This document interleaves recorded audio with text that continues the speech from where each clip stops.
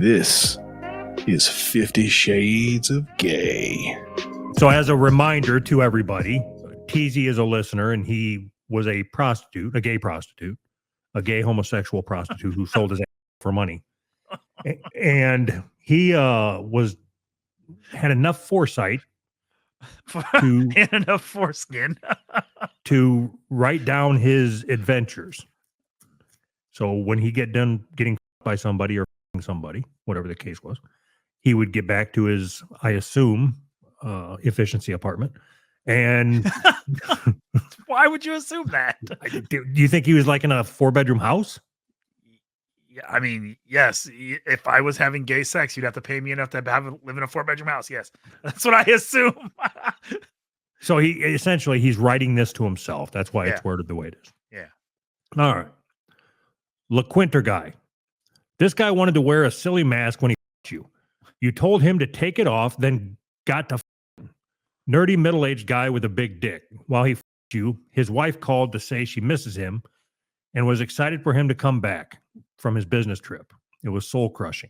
2 hours, $600. Oh, jeez. That's horrible. $600, man. Why? Okay, so what do you think is soul-crushing about it? Like, it's more soul-crushing to get your ass pounded in than it is to have somebody take a phone call. No, it's soul-crushing that he wouldn't even give you his full attention. Aircraft mechanic. Oh, go ahead. No, I was going to say, do you think it's, if you're a gay prostitute, do you think it's better to get or do the fucking? Do the fucking. So, do you think he charges more for getting fucked? I see. Are you keeping notes? You're supposed to be keeping notes because we're going to have him on proper to ask him questions about all these things. Yeah, I'll write that down. Scribble.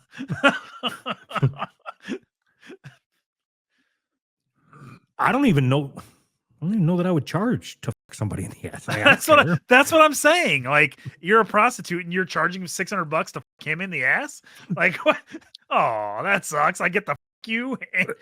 What kind of prostitute would I be if I paid people $200 to fuck them in the ass? Other than a broke one. No, I'll do a really good job. I promise. No, I'll do it until I'm done. That much I can promise. And it'll be a really good job. It'll make me come. That's a good job. Job well done. I'll pat myself on the back and leave. Right. Aircraft mechanic. You met him in Seattle at a nice hotel. It was really warm and sunny outside. Y'all talked for a while, and he told you about his family. You usually hate when tricks do that, but it was a good conversation. You then took his ass virginity. After you told him about being an electrician, and he seemed to really respect that. 2 hours, $700. I wonder why he charged him more for. How does he set his prices? Put that in your notebook.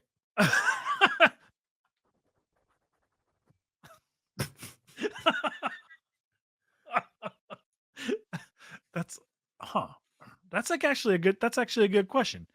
So when he sets up the rendezvous or whatever, is it like, hey, I'm an aircraft mechanic, and he writes down $700?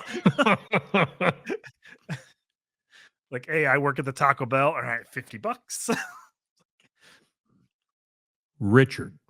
He had you park in the condo parking garage where he showed you his Cadillac CTS and V10 convertible Lexus. After Wygoos, he had you help him move his patio furniture inside, then gifted you a Ninja Foodie. He just helped him move. He also told you about his other boy twink that visits him when he says he's in Vancouver. After oiling you up and putting a vibrator in you, he played Johnny Cash while you showered. 3 hours, $500. See, now this guy got a deal. 3 hours. But like, I would pay somebody 3 hours. I would pay somebody 5 hours for them to do all the heavy lifting if I'm moving. And I'd give him a Ninja Foodie. Whatever. Sure. I don't know. Do you think like the next time I move, because, you know, I'm constantly switching jobs or whatever, I'm going to end up having to move again. Sure. If I just hired a whole gaggle of twinks. Just no sex. Just move my shit for me. Yeah. There might be a ninja foodie in it for you. I don't know how productive they would be, because I don't want twinks. I don't want twinks. I want big, like bears, Yeah. the big hairy bastards that can lift shit. I don't care if they wear leather or whatever. I don't give a fuck about that. Just dressed in fucking full BDSM, whatever. Moving your shit around. Are you trying to get a deal? Is that what you're doing here? No, I'm just trying to plan ahead. Oh, there's moving companies, dude. You don't have to hire gay people. They have whole companies that move your shit. Yeah, but I wouldn't have I'm not against hiring gay people to move my stuff. I mean, I'm assuming they would just be judging your stuff the whole time. Like, yeah, this guy's poor. So I've hired moving companies before. That's expensive. The amount of money that I paid to have a moving company come in and wrap up all my shit and then load all the shit on the truck and then drive it and then unload it. Yeah. I could have a whole fucking army of gay people. I'm talking probably 40 of them. I could have 40 homos running around moving all my shit. I'd be like a fucking Hitler for gay people. Like, wait, nine. If you go in to like check on their progress, you have to knock before you open the door. Make sure they're not fucking each other. Okay, I'm gonna write this down in my notes. There's a potential for a gay moving company. I'm thinking if I can Jew them down on their prices. I can subcontract them out. Like I can start a moving company and then just hire a bunch of homos to show up and move their shit. So you're going to be kind of a pimp, but not really. Right. Huh. I'm going to be an entrepreneur. That's what I'm going to be. Yeah, got it. Tri-Cities guy. Did I interrupt you? No, go ahead. Met him in the U District at one of those residence hotels that have a stove and plates in the cupboard. Y'all talked for a while. Then he spent lots of time feeling you up and stretching the waistband of your underwear. Mm-hmm. He spent 35 minutes ordering pizza. Then after you all ate, he cuddled you with the lights off for an hour. The entire 4 hours you spent there, the fucking hotel guide was looping on the TV pretty loud, and it drove you totally nuts. 4 hours, $1,200. 1,200? See, it's not that. Would you do that? Would you lay with a guy for $1,200 for 4 hours? And all you got to do is fuck with your Fruit of the Looms. Yes. No penetration. No, like, I don't have to do anything. I don't kiss. There's no kissing. What if it's just him smooching on your beard, rubbing his hands through your beard on one side, and then just every once in a while, like, I just keep my hands off you, and then he comes over and gives you a kiss. All right, so I'll compromise. He can kiss me anywhere on my legs, like below my cock, but above my foot, like in that, like just my legs. No, I don't want him to kiss my face. I don't want him to kiss my cock. None of that. No, I don't want him to kiss my breasticles. Nothing. Nope, you're wrong. What do you mean wrong? It's my opinion. You don't want him anywhere near your legs. Even if he has to brace himself to come down, to bend down and kiss your kneecap or whatever. Yeah. He's going to brush against your cock. I'm okay with the brush. Yeah, I'm okay with that. I'm okay with the brush. You'd rather have a guy brush your cock than give you a peck on the cheek? Yes. What if it's your grandpa? Weird.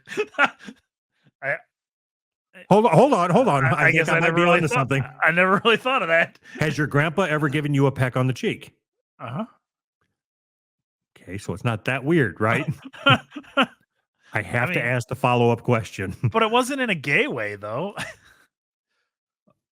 I have to ask the follow-up question. He didn't order a pizza. There was no hotel guide playing in the background. Did your grandpa ever accidentally brush against your cock? No. Okay. My point stands. Okay. Anyway, that's this week's. I apologize for the leftovers, but I didn't want Anthony to not experience the whole thing.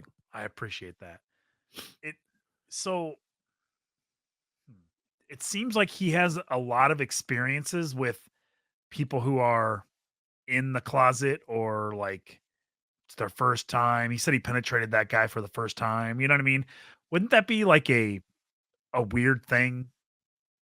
Like knowing that you were somebody's like you're a part of somebody's biggest secret in their entire life. They have a fucking family and they're gay and they can't tell their family, but they're fucking you on the side. That just seems so like a big thing to carry around, you know?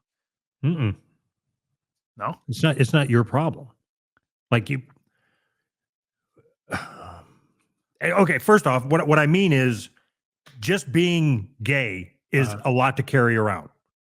Like you're getting paid to get fucked in the ass. Yes, you do it. Tell me how much of a burden you fucking feel. No. Why? No. If it's such a burden, then why do they choose to do that?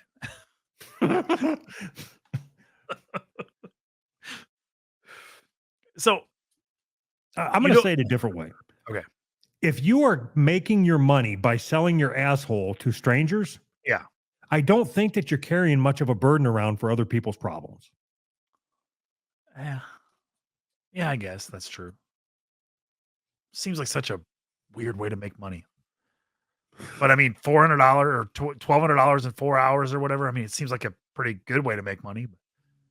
When this guy comes on, he better come on with the camera on. I want to see what this dude looks like. I need to know if it's worth $1,200 for 4 hours. I'll be the judge of that. Yeah. All right. I don't know what we're going to do for the other 3 hours and 45 minutes, but so when he goes and he eats a lot of Wagyu beef, but when he goes and eats Wagyu beef and pizza, do they pay for all of that? So it's like $1,200 plus the cost of the food and everything. Yeah, I don't think that they give him like an itemized bill. Again, write these questions down, but I can't imagine that they would say, okay, so our agreed upon rate is $1,200 minus the $32 in beef. That Ninja Foodie was $89.